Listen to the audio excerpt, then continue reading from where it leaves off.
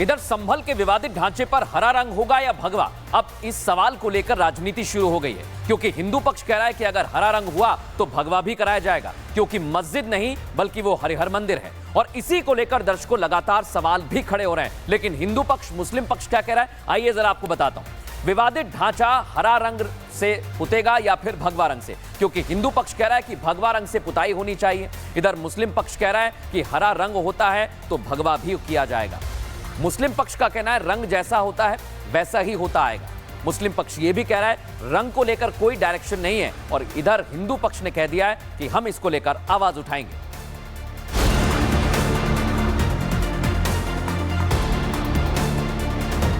संभल के विवादित ढांचे की रंगाई पुताई का रास्ता साफ हुआ ही था कि अब रंग को लेकर सियासत शुरू हो गई है। हिंदू पक्ष का कहना है कि अगर हरा रंग हुआ तो भगवा भी होगा, लेकिन मुस्लिम पक्ष पहले जैसा रंग करने की बात कह रहा है।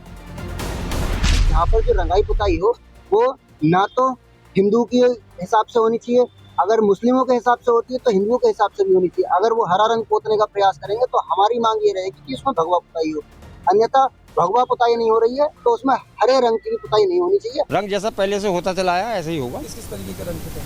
पहला हरा है, हल्का पीला है, सफेद है। रंग के बारे में कोई प्रॉब्लम नहीं है, कोई रेस्ट्रिक्शंस नहीं है। संभल की सियासत में रंग वाला राग शुरू हो गया है। इससे पहले कोर्ट के आदेश के बाद आज एएसआई की टीम विवादित ढांचे का निरीक्षण करने पहुंची। रंगाई पुताई को लेकर मुस्लिम पक्ष के वकील भी वहां मौजूद रहे। दिल्ली से आई एएसआई की टीम के साथ रंगाई पुताई के लिए मजदूर भी पहुंचे, जिनकी पहले तलाशी ली गई, सामान की तफ्तीश की गई, उसके बाद अंदर ले जाया गया। सर अभी तो देख लें, पहले कितना काम है, क्या क्या होना है, वो उसकी पूरी कंडीशन का तभी पता चलेगा। 8 आदमी अभी, बाकी रिक्वायरमेंट देखें कितनी है, उसी हिसाब फिर आदमी लगेंगे। विवादित ढांचे में नमाज पढ़ी जाती है और हिंदू पक्ष हरिहर मंदिर होने का दावा करता आया है। ऐसे में अब रंग को लेकर शुरू हुआ विवाद भी कोर्ट की ओर बढ़ता दिखाई दे रहा है, क्योंकि हिंदू पक्ष ने सरकार और कोर्ट से मामले में दखल देने की बात कही है। इधर भारतीय क्रिकेटर मोहम्मद शमी और अब उनकी बेटी ट्रोलर्स के निशाने पर आ गई है। वजह है शमी की बेटी ने होली खेली है। तस्वीरें सामने आई तो मजहबी ठेकेदार इसे हराम बताने लग गए। लेकिन आपको बता दें, शमी की बेटी जो होली खेल रही है वो ट्रोलर्स के निशाने पर क्यों आ गई है। इसके पहले मोहम्मद शमी भी खेलते टाइम क्रिकेट के मैदान पर रमजान के महीने में पानी पीने को लेकर ट्रोलर्स के निशाने पर आ गए थे। इधर उनकी बेटी को ट्रोलर्स ने ट्रोल करना शुरू कर दिया है, क्योंकि रमजान के महीने में होली खेलने को वो इस्लाम के खिलाफ बता रहे हैं।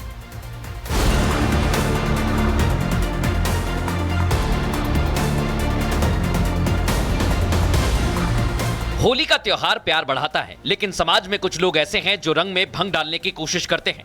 भारतीय क्रिकेटर मोहम्मद शमी की बेटी ने होली खेली, जिसकी तस्वीर सोशल मीडिया पर आई, और ये कुछ नफरती चिंटुओं को रास नहीं आई। जैसे ही तस्वीर सामने आई, ट्रोलर्स ने अपना काम शुरू कर दिया।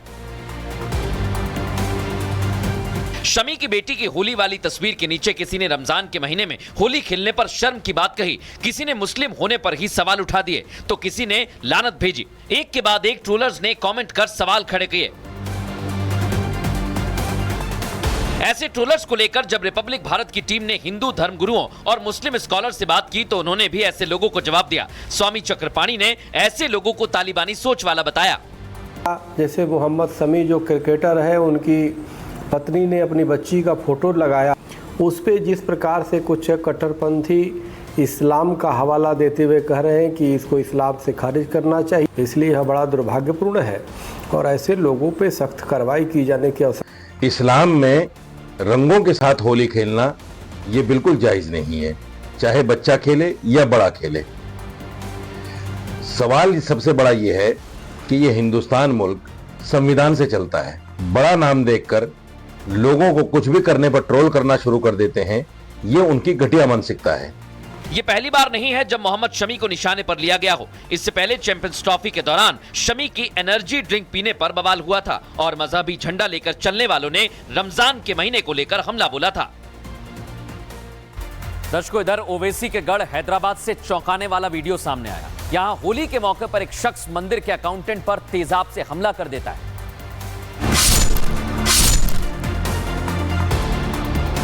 ये शख्स मंदिर परिसर में घुसता है और गेट पर ही बैठे मंदिर के अकाउंटेंट पर एसिड फेंकना शुरू करता है। इससे पहले कि वो अकाउंटेंट कुछ समझ पाता, आरोपी उस पर तेजाब डाल देता है।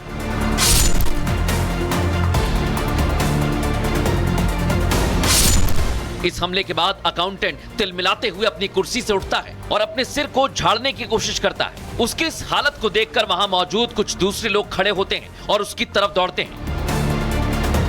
सामने आए सीसीटीवी में दिख रहा है कि ये शख्स शाम 7:04 पर हैदराबाद के भूलक्ष्मी मंदिर के प्रांगण में घुसता है। उस समय वहां मौजूद कुछ लोग यज्ञ हवन कर रहे होते हैं। आरोपी इधर उधर घूमता है, मौका देखता है और अकाउंटेंट पर हमला कर देता है। फिलहाल पुलिस हमलावर की तलाश में जुटी है और पीड़ित का अस्पताल में इलाज जारी है। इधर दिल्ली से सटे यूपी के गाजियाबाद में होली के मौके पर दो पक्ष आपस में भिड़ गए, जिसका वीडियो सामने आया है।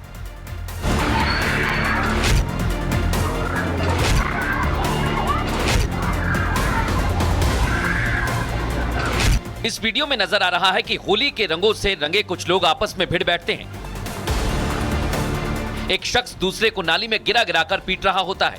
उसे बचाने के लिए महिलाएं भी इस भिड़ंत में कूद पड़ती हैं, लेकिन बीच बचाव की जगह महिलाओं को भी चोटें आती हैं। वो शख्स दूसरे को इस कदर पकड़ लेता है कि छोड़ने का नाम नहीं लेता। दो महिलाएं उसे छुड़ाने की कोशिश करती रहती हैं। इसी बीच उन्हीं में से एक शख्स हमले के मकसद से पत्थर फेंकता है, जो कि बीच बचाव कर रही महिलाओं को जाकर लगता है। वो सिर पकड़कर दूसरी तरफ भागती हैं, लेकिन गुलाबी टी शर्ट वाला शख्स ग्रे शर्ट पहने आदमी को जमीन पर गिरा गिराकर मारता है।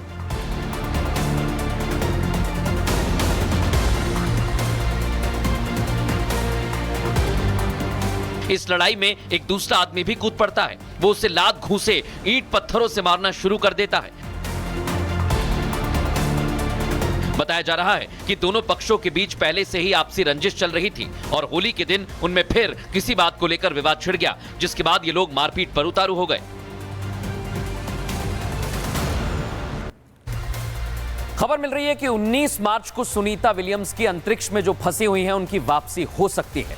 हो सकता है कि 3 दिन बाद सुनीता विलियम्स और उनके सहयोगी विल्मोर वापस लौट आएं, क्योंकि एलन मस्क के रॉकेट ने उड़ान भर दी है उन्हें वापस लाने के लिए।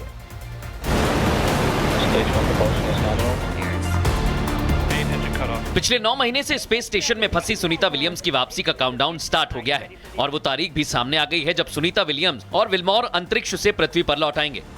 अमेरिका के राष्ट्रपति पद की शपथ लेने के साथ ही डोनाल्ड ट्रंप ने साफ कर दिया था कि वो जल्द से जल्द इस ओर कदम उठाएंगे। But this president won't let it happen. We're going to get them out. We're coming up to get you. I've authorized Elon. I said, can you get them out? And you know, there's a danger up there too.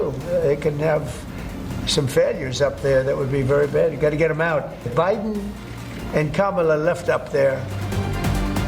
इसके बाद से ही उन्हें वापस लाने के लिए mission तेज हो गया था, लेकिन पिछली बार स्पेसएक्स ने रॉकेट के लॉन्च पैड में आखिरी मिनट की तकनीकी समस्या की वजह से क्रू 10 की लॉन्चिंग को कैंसिल किया था। लेकिन अब नासा और स्पेसएक्स ने मिलकर फॉल्कन 9 रॉकेट के जरिए अपना मिशन क्रू 10 लॉन्च कर दिया है।